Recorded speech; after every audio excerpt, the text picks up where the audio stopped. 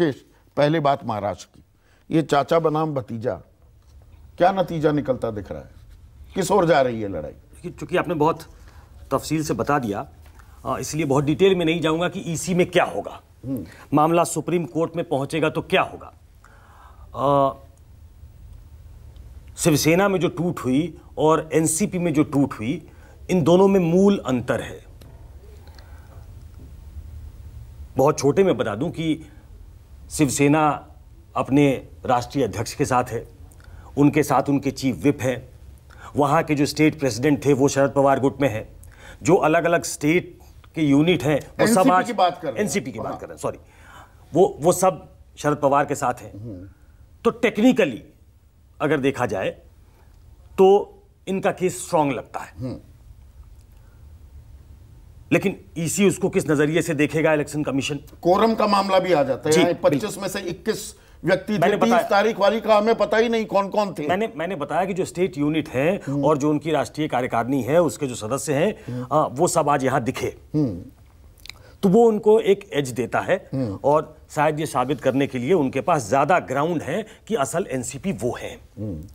चलिए उसमें नहीं जाते क्योंकि वो मामला खत्म हो चुका है और शरद पवार एक मजे हुए नेता हैं। उन्होंने परसों ही ये कह दिया जब ये अनफोल्ड होना शुरू हुआ कि जनता के बीच जाएंगे, और पहला काम उन्होंने किया कि वो सतारा गए, जनता के बीच गए और वहां से उन्होंने अपना रिजॉल्व दिखाना शुरू कर दिया कि वो जमीन पे उतरेंगे। तो इसका जो पॉलिटिकल फॉल आउट है, how does it pan out, how does it play out, उस पे आते हैं, क्योंकि मामला सारा राजनीतिक है। 2024 के पहले जो भी हो रहा है, अब वो पार्टी पे कब्जे की लड़ाई नहीं है, किसके कितने नंबर्स आएंगे उसकी लड़ाई है, और ये कोशिश भी इसीलिए की गई है, उसकी तरफ आपने इशारा किया है। तो ग्राउंड पे एनसीपी किसकी होगी, ये देखने वाली बात होगी। और क्या एक शरद पवार के लिए सिंपैथी फैक्टर भी होगा क्या, जो कि जाहिर तौर पे होगा। अपने सहयोगियों से जो बात कर रहा हूं उसमें शरद पवार के लिए एक सिंपैथी है कि शरद पवार को डिच दिया गया, धोखा दिया गया।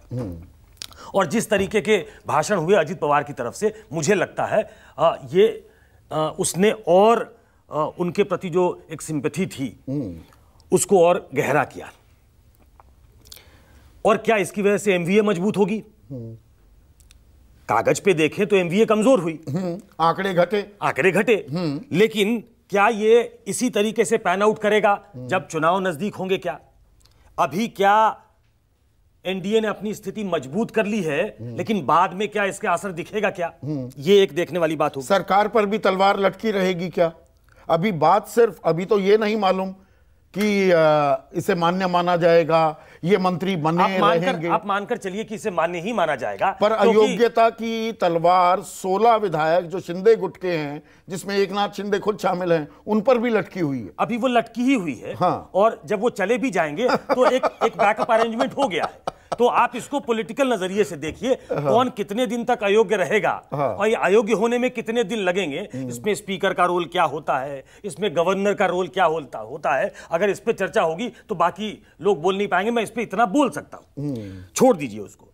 प्रॉब्लम ऑफ प्लेंटी हो गया, एक समस्या ये भी है जिसकी तरफ आपने इशारा किया, इसलिए बहुत ज्यादा जाने की जरूरत नहीं है उसमें कि अब जो शिवसेना से टूटकर अलग हुए थे वो वापस जाने को तैयार हैं। तो एक उसका पॉलिटिकल फॉल आउट ये भी है कि क्या शिंदे गुट कमजोर होगा और उद्धव ठाकरे मजबूत होंगे क्या, ये एक बहुत बड़ा इशू होगा।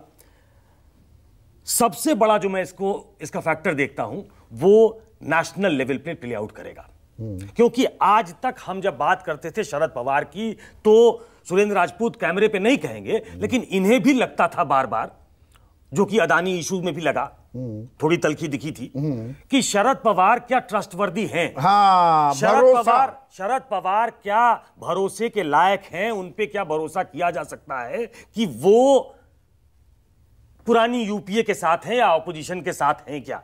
वो पटना में थे, वो बेंगलोर में उन्होंने घोषणा खुद की बेंगलोर की कि बेंगलोर में होगी, पहले ये शिमला में होनी थी, लेकिन उसके बाद भी रह रहकर ये बात उठती थी कि शरद पवार कितने ट्रस्टवर्दी हैं। आज जो प्रेस कॉन्फ्रेंस हुई है और पिछले 2-3 दिनों में जो घटना चक्र हुआ है उसने शरद पवार के रिजॉल्व को मजबूत किया है और उनकी क्रेडिबिलिटी ऑपोजिशन पार्टीज में बढ़ाई है कि वो अब इस तरफ ही रहने वाले हैं। तो क्या वो आने वाले दिनों में सुरजीत वाला कोई रोल प्ले करेंगे क्या? क्योंकि बहुत जानकार ये मानते हैं कि बहुत बड़ा कदम पटना में उठाया गया, और ये जो आप देख रहे हैं ये रिपल इफेक्ट है। कहां कहां ये सब हो रहा है? बिहार में ये टूट फूट हो रही है, जहां सबसे पहले ऑपोजिशन की यूनिटी हुई, मांझी अलग हो गए, साहनी अलग हो गए, उपेंद्र कुशवाहा अलग हो गए, महाविकास आघाड़ी की सरकार चल रही थी, वहां मजबूत बताया जा रहा था उसे, वहां टूट हो गई।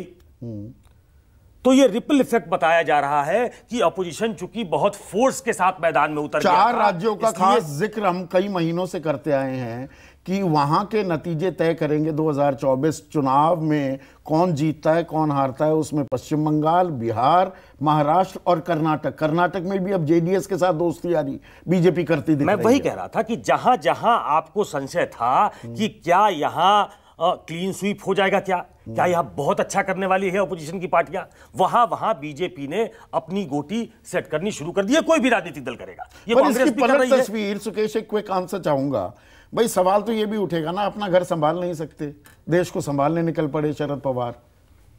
हाँ, ये कहा जाएगा अपना घर नीतीश कुमार संभाल नहीं सकते, हाँ। देश को संभालने निकल पड़े, हाँ। ये तो कहा जाएगा। देखिए, पॉलिटिक्स चलती है नैरेटिव से। ये नैरेटिव अभी जब आप